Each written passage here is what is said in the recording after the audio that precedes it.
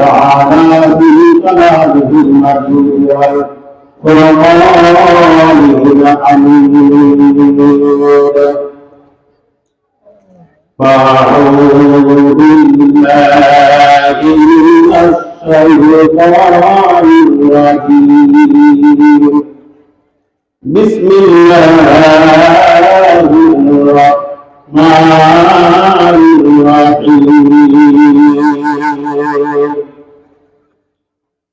وأما من خاف مقام ربه ونهى النفس عن الهوى فإن الجنة هي المأوى. قال رسول الله صلى الله عليه وسلم: من تمسك بسنتي عند فساد أمتي فله أجر مئة شهيد، أو كما قال عليه الصلاة والسلام. وقال تعالى في شأن حبيبه آمرا ومخبرا: إن الله وملائكته يصلون على النبي يا أيها الذين آمنوا صلوا عليه وسلموا تسليما. اللهم صل على محمد وعلى آل محمد كما صليت على إبراهيم وعلى آل إبراهيم إنك حميد مجيد. اللهم بارك على محمد وعلى آل محمد كما باركت على إبراهيم وعلى آل إبراهيم إنك حميد مجيد. সকলে আমার জন্য জিকির করে লা ইলাহা ইল্লাল্লাহ লা ইলাহা লা ইলাহা ইল্লাল্লাহ লা ইলাহা।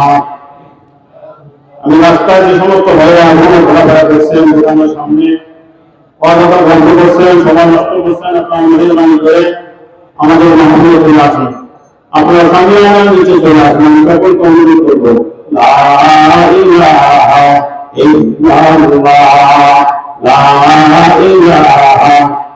সকলে মহব্বতের সাথে অন্তরে মহব্বত দিয়ে ভালোবাসা নিয়ে একটু উচ্চ আওয়াজে আমরা সকলে জিকির করি লা ইলাহা ইল্লাল্লাহ লা ইলাহা লা ইলাহা ইল্লাল্লাহ লা ইলাহা লা ইলাহা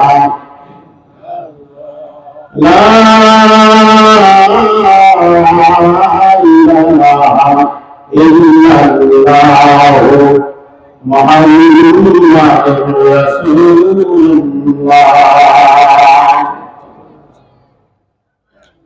মোহতারাম সাদর জলসা কেদারুল্লাহ পড়া প্রচুর অনুকূল আদায় নিয়মি হাজির করুন মাদ্রাসা কর্তৃক আয়োজিত আজকের বিশাল মাহফিল হালকায় জিকিরে সম্মানিত প্রধান অতিথি সুদূর বরিশাল থেকে আগত আজকের মাহফিলের সম্মানিত মেহমান আল্লাহ তাআলার নূরী বান্দাগণ জনাব রাসূলুল্লাহ সাল্লাল্লাহু আলাইহি ওয়াসাল্লামের মহব্বতের উম্মতগণ, আল্লাহ পাকের দরবারে লাখো কোটি শুকরিয়া ও তারিফ যে আমরা রব্বুল আলামিন আপনাকে আমাদের সকলকে মহব্বত করে ভালোবেসে দুনিয়ার সমস্ত ফিতনা সমস্ত গুনাহ থেকে পৃথক করে ওয়াজ মাহফিল হালকায় রেখে আশা প্রসাদ তৌফিক দান করলেন। এজন্য মওলানাকে শুকরিয়া আদায় করি সকলে বলে আলহামদুলিল্লাহ। আরেকবার বলে আলহামদুলিল্লাহ। ভাইরা আপনারা খুশি না ভাইরা?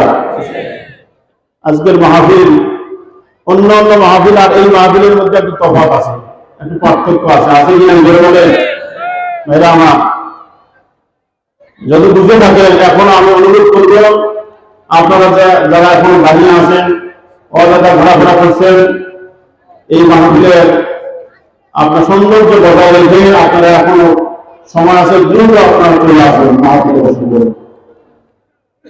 আমরা দরুদ ও সালাম পাঠ করি বিশ্ব নবী আকাশ নন্দর তাআলা মদিনা রহমাতুল লিল আলামিন মুহিদ্দিন ফুকারা ওয়াল মাসাকিন জাতিল হাসান ওয়াল হুসাইন মাওলানা মুহাম্মদ সাল্লাল্লাহু আলাইহি ওয়াসাল্লাম মুহাম্মদ ইবনে আব্দুল্লাহ নূরুল্লাহ সাল্লাল্লাহু আলাইহি ওয়াসাল্লাম। সম্মানিত হাজিরিন, আল্লাহ পাক রব্বুল আলামিন পবিত্র কোরআন কারীমের ইরশাদ ফরমান, লাইন শাকারতুম লাযীদান্নাকুম। আল্লাহ পাক বলেন, যারা আমার নিয়ামতের শুকরিয়া আদায় করবে, আমি আল্লাহ পাক মহব্বত করে ভালোবেসে তাদের নিয়ামতের শুকরিয়া আদায় করার কারণে আমি আল্লাহ তাদের নিয়ামতকে আরো বৃদ্ধি করে দেবো। সুবহানাল্লাহ। আর এই দুনিয়ার মধ্যে সবচেয়ে বড় নিয়ামত হলো নেক আমল করা, নেক আমলের সঙ্গে সবসময় লাগিয়ে থাকা। ঠিক না বেটি? ভাইরা আমার, এই দুনিয়ার ভিতরে বর্তমান সময়, এই বর্তমান প্রেক্ষাপট একটা কঠিন একটা মুহূর্ত আমরা পার করতেছি। ভাইরা আমার, এই কঠিন সময়ে উম্মতের এই করুণ দুর্দশার সময়ে বিশ্বনবী মুহাম্মদ রাসূলুল্লাহ সাল্লাল্লাহু আলাইহি ওয়াসাল্লাম আমাদেরকে কিছু পরামর্শ দিয়ে গেছেন। এই ফিতনার জামানায়, মুসিবতের জামানায়, এই ঘুরে ধরা সমাজে মানুষগুলো, খাস করে উম্মতে মুহাম্মদ সাল্লাল্লাহু আলাইহি ওয়াসাল্লাম, এই মুহূর্তে তারা কি করবে? আমি আপনাদের সামনে ছোট্ট একটা আয়াতে কারিমা তেলাওয়াত করেছি, সেই সাথে একটা হাদিস আপনাদের সামনে পাঠ করেছি। এরা আমার যে রাসূল সাল্লাল্লাহু আলাইহি ওয়াসাল্লাম ফরমান, قال النبي صلى الله عليه وسلم من تمسك بسنة عند فساد أمتي। যে আমার উম্মতের ফাসাদের সময়, ফিতনার সময়, যে উম্মত মান তামাসসাকা বিসুন্নতি, আমার সুন্নতকে মজবুত ভাবে আঁকড়ে ধরবে। সুবহানাল্লাহ বলেন। আর একবার বলেন সুবহানাল্লাহ। এই তামাসসাকা, মাসসাকা, ইউমাসসিক শব্দের অর্থ আরেক হাদিসের ব্যাখ্যা এসেছে যে মারির দাঁত দিয়ে আঁকড়ে ধরা, মজবুত ভাবে ধরা। কিভাবে? হাদিসে এসেছে আমার পীরার যে মারির দাঁত আছে, এই দাঁত দিয়ে আঁকড়ে ধরা। সুবহানাল্লাহ। কি আঁকড়ে ধরবে? সুন্নতি, আমার সুন্নতকে, ইনদা ফাসাদ উম্মতি, আমার উম্মতের ফাসাদের সময়। তাহলে কি হবে? আল্লাহর হাবিব বলেন, আলাহু আজরু, তার জন্য রয়েছে পুরস্কার, আজুরা মজুরি, মিয়াতা শাহীদিন, 100 শহীদের সওয়াব। সুবহানাল্লাহ। আরেকটা হাদিসের ভিতরে আল্লাহর হাবিব বলেন, قال النبي صلى الله عليه وسلم من أحب سنتي فقد أحبني। যে ব্যক্তি আমার সুন্নতকে মহব্বত করবে, ভালোবাসবে, আহাব্বানি, সেজন্য আমি রাসূলকে ভালোবাসবো। সুবহানাল্লাহ।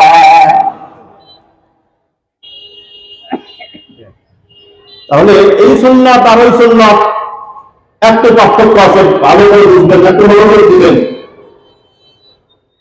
মান তামাসসাকা বিসুন্নতি, আমার সুন্নাতকে একটু মজবুত ধরা ধরবে। এই সুন্নাত কোন সুন্নাত? একটু ভালো করে ব্যাখ্যায় অনেকগুলো কথা এসেছে। আমার আল্লাহর হাবিব বলেন, বনি ইসরাঈলদের মধ্যে, বনি ইসরাঈলদের সময় তাদের ফিরকা, তাদের দল, তাদের গোত্র ছিল 12টা। আমার উম্মতের দল, আমার উম্মতের সময় ফিতনা হবে 72টা, আমার উম্মতের সময় ফিতনার দল হবে 73টা। দল 73 দলে আমার উম্মত বিভক্ত হবে। আর বনি ইসরাঈল ছিল 72 দলে বিভক্ত। এই ৭৩ দলের ভিতরে ৭৩টা ফেরেকার ভিতরে একটা ফেরেকা সরাসরি জান্নাতে যাবে। বলেন সুবহানাল্লাহ।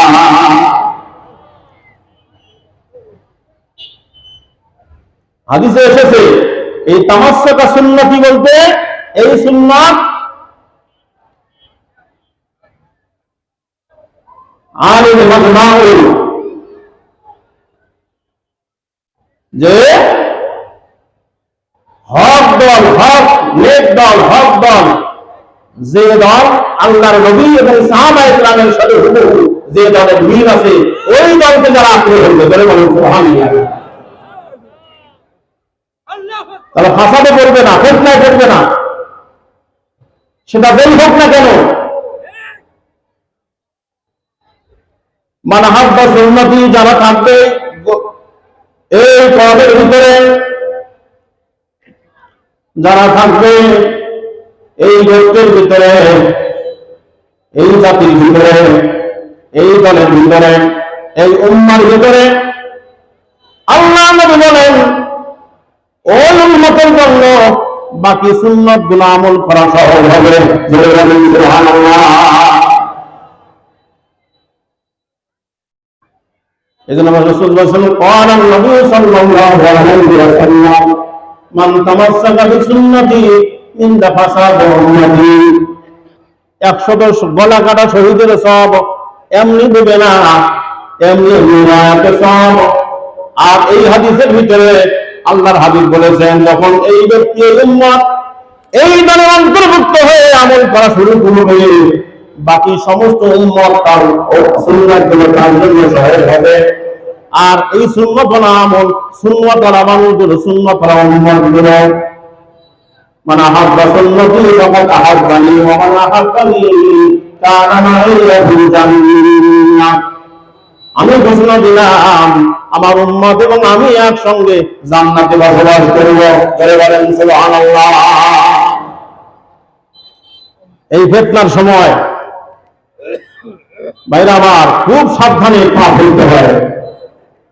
জঙ্গলের ভিতরে গেলে আপনার এই জঙ্গল পাড়ি দিতে হবে, সমুদ্রের কিনারায় গেলে এই সমুদ্র আপনার পাড়ি দিতেই হবে। সমুদ্রের মাঝে অতল গভীর পানি আছে, আপনি ডুবে যাবেন, পানি আপনার নাভির মধ্যে ঢুকবে, আপনি সাঁতার জানেন না। জঙ্গলে গেলে জঙ্গলের কাঁটা আপনার পায়ে ভিজবে, আপনি রক্তে রঞ্জিত হবেন, আপনি ক্লান্ত হবেন, আপনি সেখানে পড়ে যাবেন, মুচড়ে পড়বেন, ভেঙে পড়বেন। জঙ্গল পাড়ি দিতেই হবে, ঠিক আছে? বুঝে যাবেন ভাইরা আমার। আমরা আল্লাহর কাছে দোয়া করি, অন্তরে আশা রাখি আল্লাহ যেন আমাদেরকে আল্লাহ রাসূল এবং সাহাবায়ে কেরামের নমুনায় এই সারা পৃথিবীতে যারা চলবে আমাদেরকে যেন তাদের অনুসারী বানান। জোরে বলেন সুবহানাল্লাহ, জোরে বলেন সুবহানাল্লাহ। আল্লাহু আমিন। ভাইরা আমার, আজকের মাহফিল অন্যান্য মাহফিলের মতো নয়, আজকের মাহফিল অন্যান্য মাহফিলের মতো একরকম নয়। আজ যে মাদ্রাসার কথা একটু আগে শুনলাম, ভারতীয় উপমহাদেশে সাহারানপুর জেলায় ভাইরা আমার দেওবন্দ নামক এই জায়গার ভিতরে যে মাদ্রাসা হয়, এই মাদ্রাসা করেছেন কাসেম নানুতুল্লাহ রহমাতুল্লাহি আলাইহি। সুবহানাল্লাহ। 8টা মৌলিক নীতির উপরে মাদ্রাসা চলে, কোনো কিছুই ছিল না, মৌসুমের গুণমতাহীন, শুষ্ক আবহাওয়াহীন এই জায়গার ভিতরে ছোট্ট একটা ডালিম গাছের নিচে 5 জন মানুষ একত্রিত হয়ে নিয়োগ করেছে। এই 5 জনকে আমার আল্লাহ পছন্দ করে সুদূর আরব জাহান থেকে ভারত জাহানে পাঠিয়েছে। সুবহানাল্লাহ। কেন এসেছে? যে দিন আমার নবী বিশ্ব নবী মুহাম্মদ সাল্লাল্লাহু আলাইহি ওয়াসাল্লাম দুনিয়ার ভিতরে এসেছেন, কঠিন সময়, মক্কার কঠিন শোচনীয় সময়, বিশ্বনবী সাল্লাল্লাহু আলাইহি ওয়াসাল্লাম যখন দায়িত্ব নিলেন, আমার আল্লাহ বলেন বিসমিল্লাহির রাহমানির রাহিম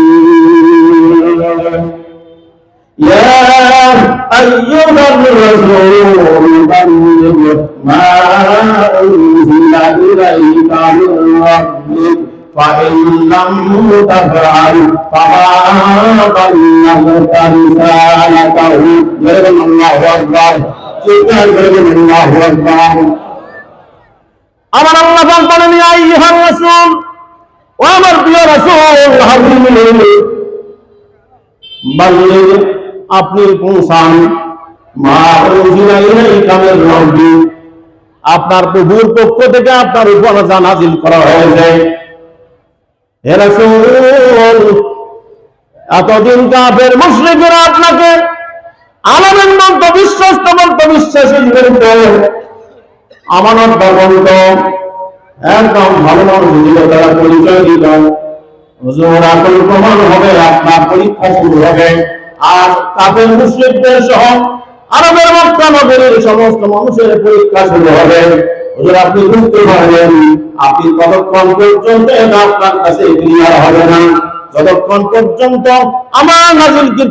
আমার নাযিলকৃত কিতাবের দাওয়াত আপনি তাদের কাছে পৌঁছাবেন না। হুজুর আপনি পৌঁছান, আপনি তাবলীগ করেন, আপনি বাল্লিগ, আপনি পৌঁছান, আপনি দাওয়াত পৌঁছান।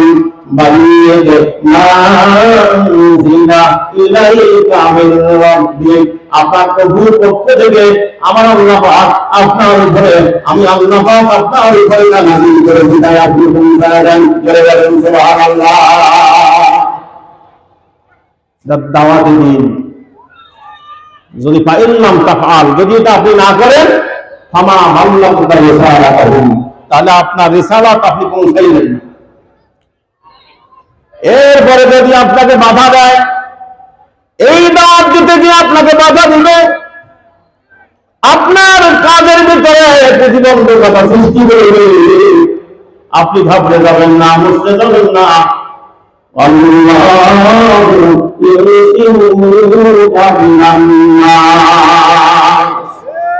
আপনার যারা বিরোধিতা করবে, আপনাকে আপনার দাওয়াতি দিনকে ভুলণ্ঠিত করার জন্য যারা চেষ্টা করবে, এই রিসালাতি দায়িত্ব আমার আল্লাহ পাক, আমি আল্লাহ পাক নিজে আপনাকে দায়িত্ব দিয়েছি।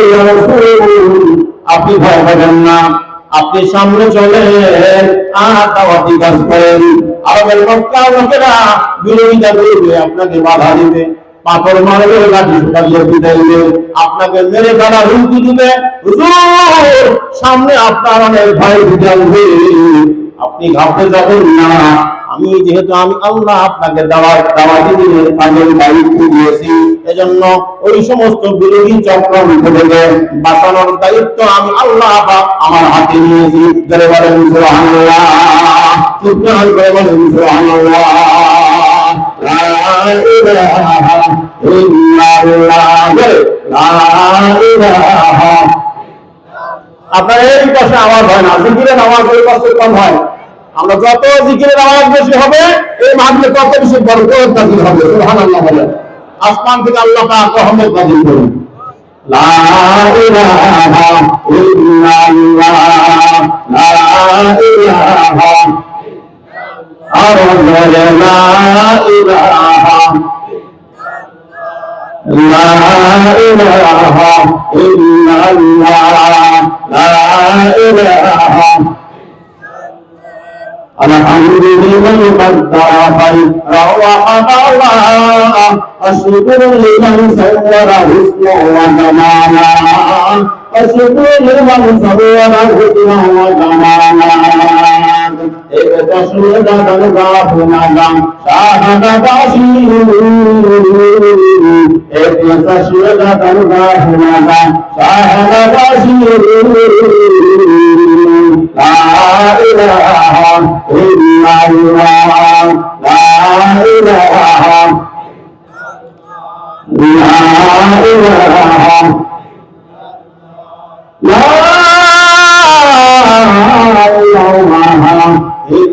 ইল্লাল্লাহু মুহাম্মাদুর রাসূলুল্লাহ। وبعث فيهم رسولا منهم يتلو عليهم آياته ويزكيهم ويعلمهم الكتاب والحكمة وإن كانوا من قبل لفي ضلال مبين আল্লাহর হাবিব চারটা মিশন নিয়ে দুনিয়া এসেছেন।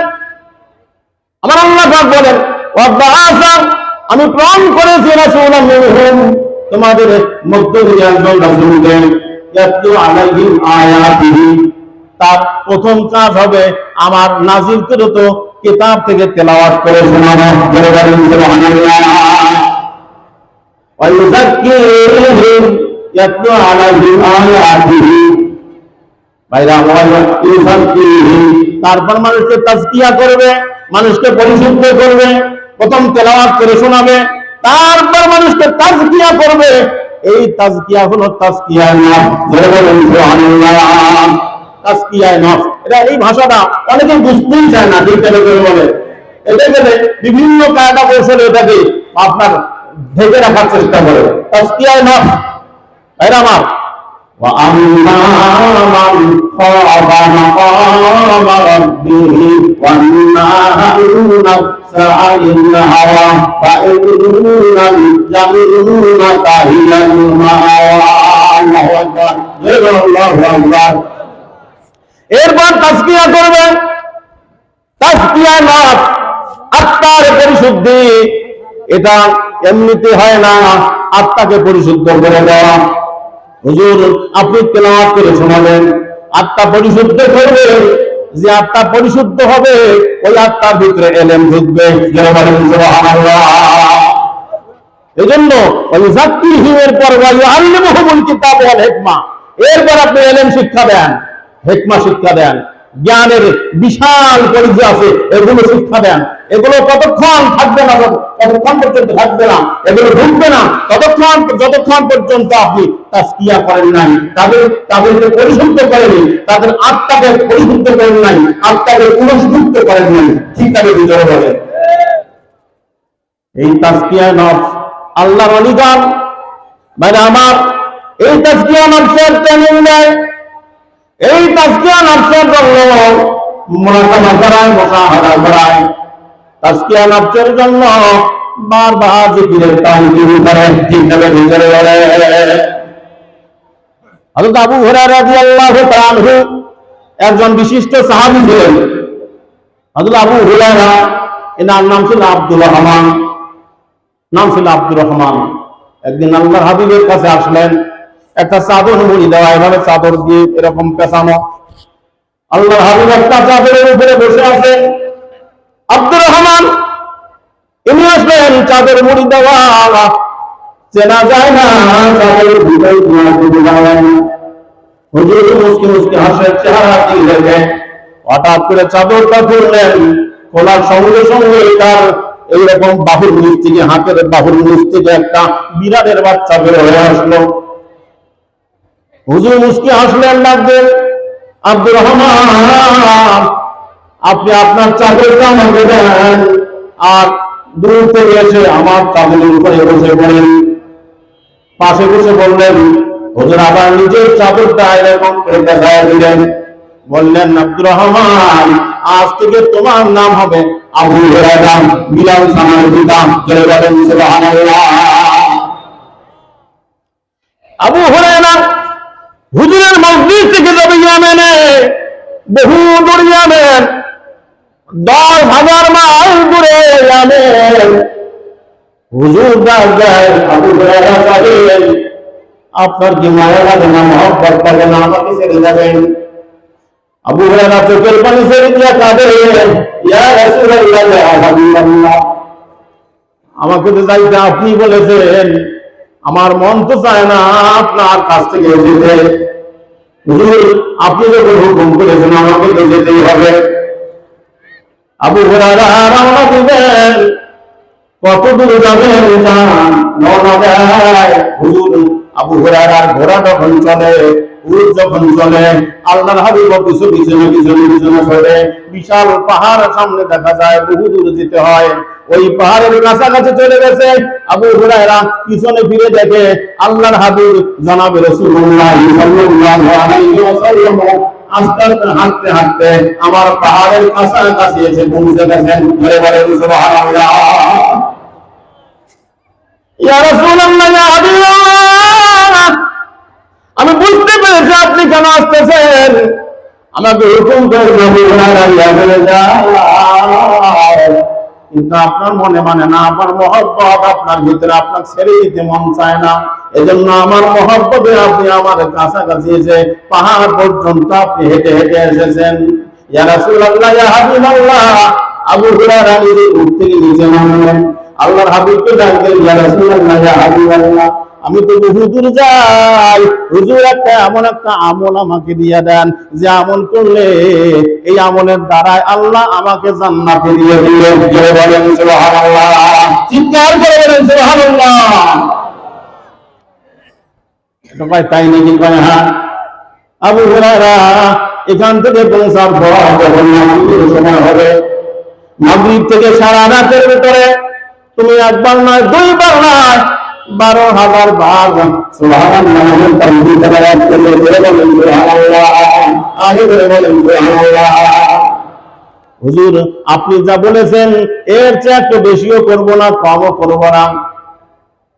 আবু হুরায়রা ওই দিন থেকে শুরু করে রাতের বেলা সারা রাতে 12,000 বার আল্লাহর তাসবিহ সুবহানাল্লাহ তাসবিহ কোনোদিন মিস করেন নাই। জয় বলেন সুবহানাল্লাহ।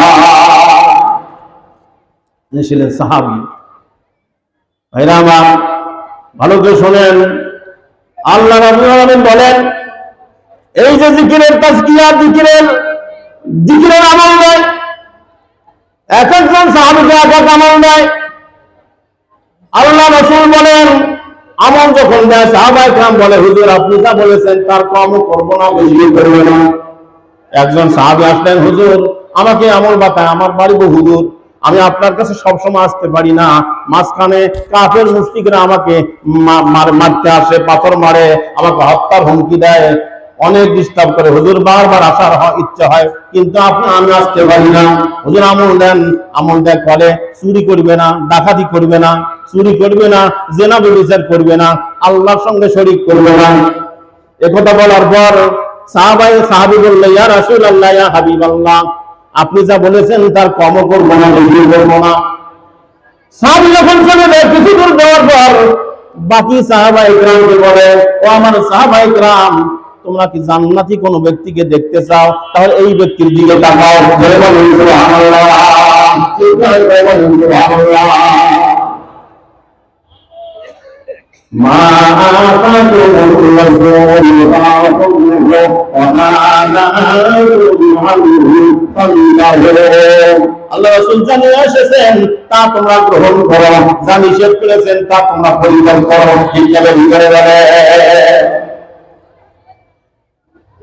সাহাবায়ে কেরাম কেমন না ভাইরা, আজকে মাহফিলে এসেছি, আজকে ফরজ বছর হবে, জীবনে 60 বছর 70 বছর চলে গেল, 80 বছর চলে গেল, বুঝবেন এই তরিকা আসার পর, এই তরিকা নিয়ম অনুযায়ী ফজলুল করিম রাহমাতুল্লাহ আলাইহি উনি যে নিয়ম করেছেন, ওনার বাবা ইসহাক সাহেব রাহমাতুল্লাহ আলাইহি যে নিয়ম বলেছেন, তার উস্তাদ কারি ইব্রাহিম সাহেব রাহমাতুল্লাহ আলাইহি আপনি বয়ান বেলা সকাল সন্ধ্যা 2 বেলা জিকির। ঠিক আছে, ভিতরে পাঁচটা ঔষধ বাতাইছেন। হুজুর বলেছেন বাবা এই পাঁচটা নিয়ম দেখবে শয়তান পাহাড় তলাইতে পারবে, তোমাদের ঈমান তলাইতে পারবে না। ঠিক আছে, ভিতরে আল্লাহু আকবার, আল্লাহু আকবার, আল্লাহু আকবার। আত্মা এই কথা কি ছোট কথা না বড় কথা? ছোট কথা না বড় কথা? সকাল সন্ধ্যা 2 বেলা জিকির করবেন। আর আমার সপ্তাহে একদিন হালকা জিকির যাবো, মাসে একদিন মাসিক ইস্তেগফার করবো, উলিয়াদের কিতাব নিয়মিত না পড়লে মাঝে মাঝে পড়বো, আর চরমনার বছরে 2টা মাহফিল হয়। ওই মাহফিলে যে কোন একটাকে আমি গ্রহণ করবো।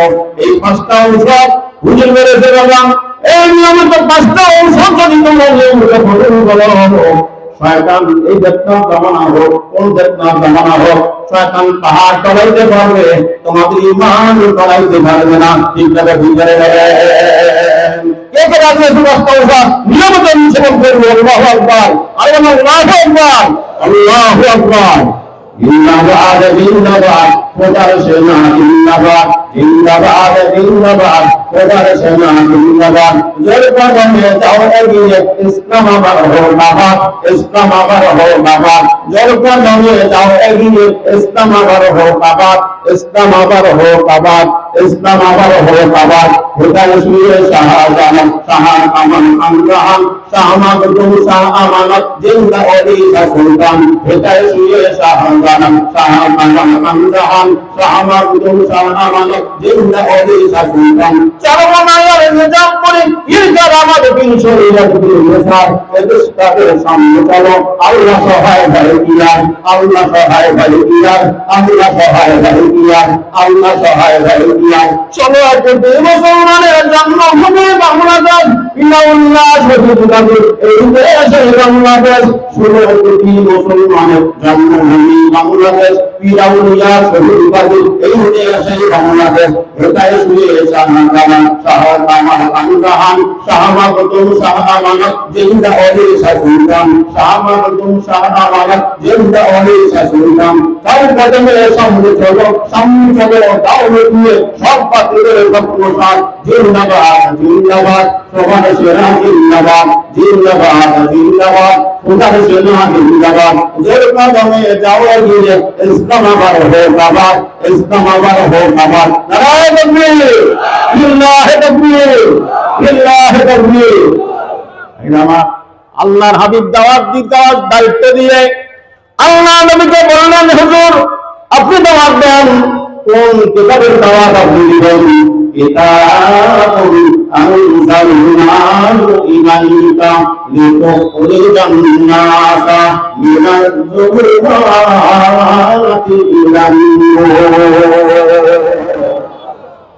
এটা এমন একটি কিতাব, আনজালনাহু ইলাইকা, আমরা আপনাকে নাযিল করেছি, আপনাকে নাযিল করা হয়েছে লিতুখরিজান নাসা, যাতে করে আপনি মানুষকে বের করে আনেন মিনাজ যুলুমাত, অন্ধকার থেকে, ইলান নূর, আলোর রাস্তা দেখায় দেন। যারা বলেন সুবহানাল্লাহ। এটা হলো দাওয়াতি, তাই না? নিজেরা এই তরিকার কাজ করব, অন্য ভাইদের তরিকা আনার জন্য চেষ্টা করব।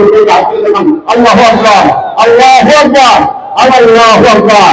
আল্লাহ আমাদের সকলকে এই তরিকার নিয়ম অনুযায়ী আমল করার তৌফিক দান করুন। সকল বলেন আমিন। কিতাবুন আনজালনাহু ইলাইকা লিতুখরিজান নাসা মিনাজ যুলুমাতি ইলান নূর। এটা এমন একটা কিতাব, আনজালনাহু ইলাইকা, আপনার উপর নাযিল করা হয়েছে, যাতে করে আপনি অন্ধকারে বসা অন্ধ লোকগুলোকে, পশা লোকগুলোকে, পশায় দেওয়া লোকগুলোকে, অন্ধ সমাজের অন্ধ মানুষগুলোকে, গুনায় মাথা জীবন কালিমা জীবন মানুষগুলোকে গুনাহ থেকে তুলে তুলে, অন্ধকার রাস্তা থেকে তুলে তুলে আপনি আলোর রাস্তা দেখাইতে পারেন। বলে বলেন সুবহানাল্লাহ। ভাইরা আমার, বিশ্বনবী মুহাম্মদ রাসূলুল্লাহ সাল্লাল্লাহু আলাইহি ওয়াসাল্লামের ওই মিশন নিয়ে আল্লাহর অলিগণ সুদূর মধ্যপ্রাচ্য থেকে আরব জাহান থেকে গোটা বিশ্বে দাওয়াতি দ্বীনের কাজ করার জন্য চলে গেলেন। ভাইরা আমার, একটা কিতাবের ভিতরে এসেছে খোদ আরব জাহানে, ভাইরা আমার 20,000-এর বেশি হবে না সাহাবায়ে কেরামের কবর। ভাইরা আমার, অথচ 1.5 লক্ষ সাহাবীকে নিয়ে বিশ্বনবী মুহাম্মদ রাসূলুল্লাহ বিদায় হজের ভাষণ দিয়েছেন। সুবহানাল্লাহ। বাকি সাহাবায়ে কেরামের কবর কোথায়? ইরাকে যাবেন, মিশরে যাবেন, আফগানিস্তানে যাবেন, ইরানে যাবেন, এক এক দেশের ভিতরে এইখানে দেখবেন সালমান ফারসি রাদিয়াল্লাহু তাআলার কবর। বাইরে ইজদিগানের ভিতরে, ভাইরা আমার, ইরানের একটা, ইরাকের একটা জায়গার ভিতরে বিশাল একটা এরকম একটা মিনার আছে। মিনারের উঁচু চূড়ার দিকে বহু দূর থেকে তাকাইলে মিনারটা সবুজ সবুজ মনে হয়। ওই বিশাল উঁচু মিনারের নিচে হযরত সালমান ফারসি রাদিয়াল্লাহু তাআলা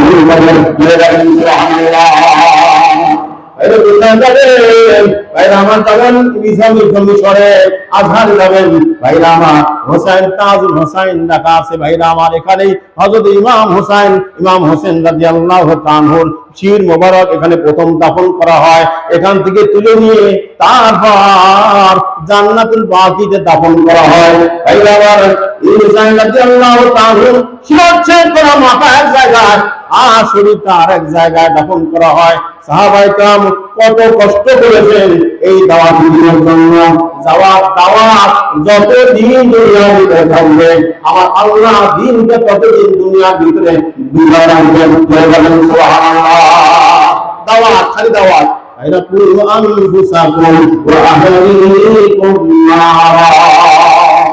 নিজের ঘর থেকে আগে দাওয়াত শুরু হবে।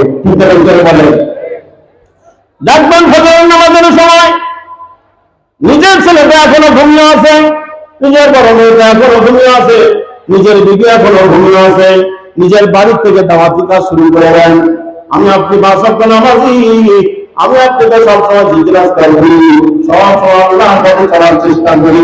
আমার বড় ছেলেটা এখনো পর্যন্ত নামাজে দাঁড়ায় নাই, আমার বড় ছেলেটা কোনোদিন হালকায় জিকিরে নিয়ে যেতে পারলাম না। ঠিক করে ভিতরে বলে আমি মাদ্রাসা করেছি প্রভু মাদ্রাসা, আমার সন্তানটা কিরাতুল কোরআন মাদ্রাসা দিতে আমি রাজি নই, আমার সন্তানটা দিয়েছি ভিন্ন মাদ্রাসায়। ঠিক করে ভিতরে বলে আমার দাওয়াতি কাজটা আমার কাছেই নাই। ঠিক করে ভিতরে বলে এটা আমার হুজুর বলেছে বাবা ৬৮,০০০ গ্রামে ৬৮,০০০ কিরাতুল কোরআন মাদ্রাসা, তার মধ্যে একটা লিফলেটের ভিতরে দেখলাম ১০,০০০-এরও বেশি মাদ্রাসা এই পর্যন্ত কায়েম হয়ে গেছে। সুবহানাল্লাহ।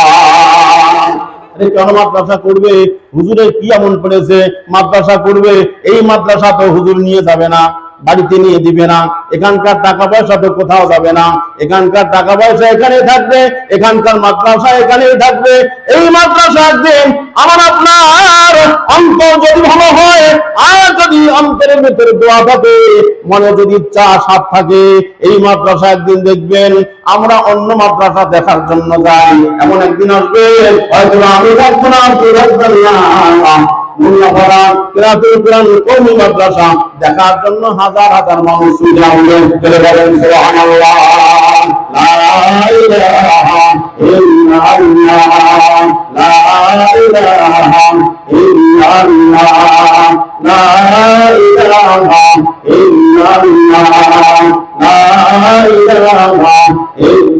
ইলাহা ইল্লাল্লাহু মুহাম্মাদুর রাসূলুল্লাহ সাল্লাল্লাহু আলাইহি ওয়াসাল্লাম। আমার কথা পর্যন্ত শেষ। আমার